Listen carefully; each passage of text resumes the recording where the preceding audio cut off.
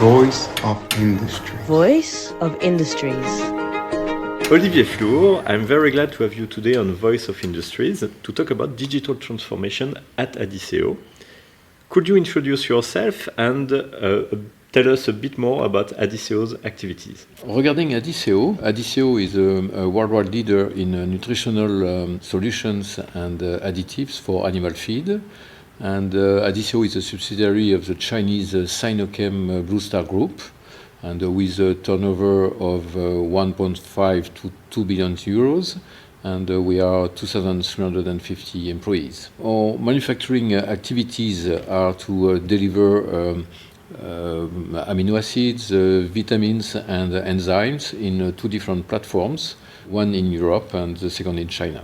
I'm the head of Adisseo Technology Center since 2014, and I am 35 years of experience in operation, process, production, and engineering activities. Cinetech Center is a center of expertise in conceptual design and execution of Adisseo technologies.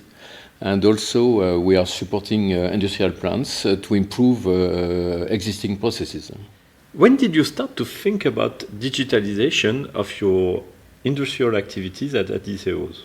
The digital transformation roadmap was defined by the ExCom members of Adisseo in 2017. Then they selected the three main strategic projects, and one of them was to digitalize operation. Mm-hmm. And after selecting optimistic solution, we launched a project, Display 4.0, the digital project, in February 2019. So you talk about this strategic project around this digitalization, but at the beginning, what led you to start this project? What triggered this, I would say, willingness to digitize your activities? Okay, when we start this digital project, the objective was to optimize Adisseo processes to improve our competitiveness, because we are in a very strong business competition. And it was also the possibility to develop teamwork in a remote location, and sharing data, the same data from different teams in real time. What were the major projects you carried out, and at the beginning, what were the challenges you wanted to tackle with these projects? In terms of challenges, with the possibility to share data in the second tool, I think it was the possibility to improve the monitoring of process parameters. Mm-hmm. In fact, to track process deviation and to stabilize the process parameters. And also, what was the benefit of the tool through the statistical tool was to have some data analysis in order to make advanced decision making.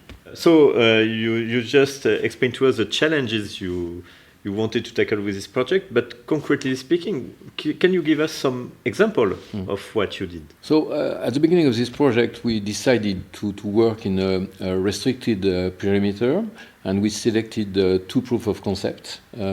One was to improve the yield performance of a reactor. We are operating in three different locations, and the objective was to optimize and to identify what the influent parameters to reduce process variability, and consequently to increase the yield of the reaction. And as we are working in different locations, it was also a possibility to make some comparison and the site to compare site performance.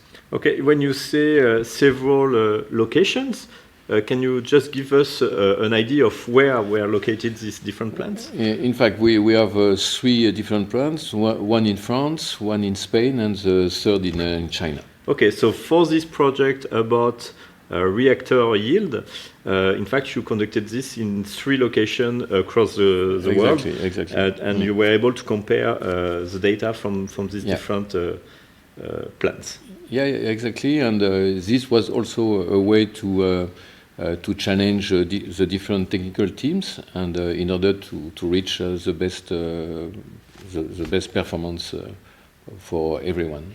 Okay, these are some examples. How did you go further in the deployment of this digitalization project? After demonstrating some positive result with proof of concept, we have a dedicated team in my department in order to support plants and to select different other topics according to their priorities, and to be able to implement some training sessions, and also to provide them some support, technical support, and for example, if they are blocked or they have some technical questions, to be able to have some structure in order to manage that as a project, in fact. Okay, so if I can summarize, you built an expertise center at Adisseo within Synatec, if I understand, Yeah. that was here to support the local team in the plant to really define properly their project, then to be trained to deploy the proper tools, and then, if necessary, to give them support on a very specific expertise. Exactly, and I think what is really important is that each plant are independent, and very important to have a structure in Synatec to support them. And we identified some advanced user in each site in order to monitor this project as a technical project, because I think it's really important to have a good project management, to have a good follow-up, to identify what's the key issue to solve, and to support for plants is really important.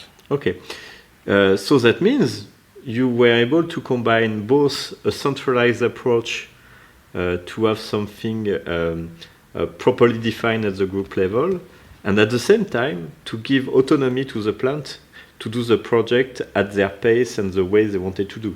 Yeah, as you know, that OI analytics tools offer different applications, and what was really important is to fit to site priorities, and they selected what they consider as their priorities, and we adapt the project to their needs. And what was also very important is to share best practices, as they are not developing exactly the same tools, and this was the benefit and the way to go quicker and stronger according to their needs.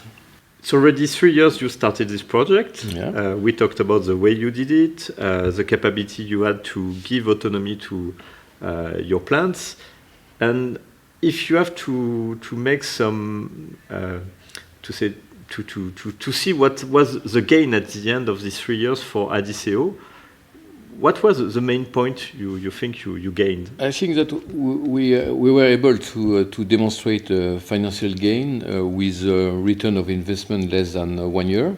I think also what we saved for the daily task, we save time for process teams, and it was some hidden benefits, but because what was really important is to demonstrate economic savings. And then also, as we are starting a new plant, it was I know that we are starting a plant in China, and as we have some travel restriction, it was the only way to follow the startup phase in a remote location, sharing exactly the same data at 10,000 kilometers. Okay. Olivier, we talk about the benefits and the way you went through this project, but let's talk a bit about the difficulties you faced during these 3 years and how you overcame these problems. Globally speaking, is a question of resistance to change. For users, they already develop dashboards through Excel file. We need to put a lot of energy to convince them for a new way of working, and to change their habits and behavior, and to try to demonstrate quick wins and savings in order to be able to put them in the same boat. And the key point was to take time to explain the project objective, to adapt to their needs, and to give them some training and support to be able to answer their questions, if any, during the deployment of the program. Olivier, if you look today, how this digitalization approach is deployed in your plants, what is the level of adoption by people in your plants? As I explained, that when we succeed to have some key people in each team in order to support the program, then it was at the process engineer level, and then they, at the day-to-day work, they use the dashboard to animate some meetings, and also to share data with operators. And I think that it's a way to have more creativity and to have all the production team working with the same target, process optimization. Based on your experience with this project, could you tell us what are the 3 key points you want to share with us to succeed in this kind of project? To have successful project, I think that the first thing is to consider resistance to change, to start at a small scale, to demonstrate benefits, and then to be able to deploy at larger scales. In second, I think that to implement the regular training sessions in order to help a user to have better skills in using the tools. And finally, I think also very important, because we spoke about the soft, but for the hard, I think also what is really important is to have the support of the IT in order to ensure smooth and long-term operation to the digital tool. Olivier Flour, thank you very much for sharing with us your experience. Thank you too.